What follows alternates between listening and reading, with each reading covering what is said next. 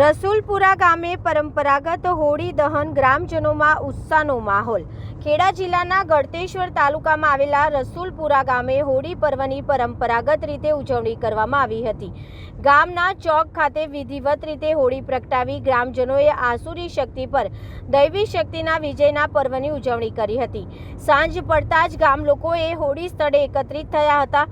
વડીલોની હાજરીમાં શાસ્ત્રોક્ત વિધિ મુજબ પૂજા અર્ચના કરી શુભ મુહૂર્તમાં હોલિકા દહન કરવામાં આવ્યું હતું। ગ્રામજનોએ હોળી પ્રદક્ષિણા કરી શ્રીફળ તેમજ ધાણી મમરા અર્પણ કરીને સુખ શાંતિ માટે પ્રાર્થના કરી। ગામમાં યુવાનો અને વડીલો સહિત તમામ વર્ગના લોકોએ ઉત્સાહભેર ભાગ લીધો હતો, જે ગ્રામ્ય એકતાના દર્શન કરાવે છે। હોળી દહન બાદ ગ્રામજનોએ એકબીજાને તહેવારની શુભેચ્છાઓ પાઠવી હતી।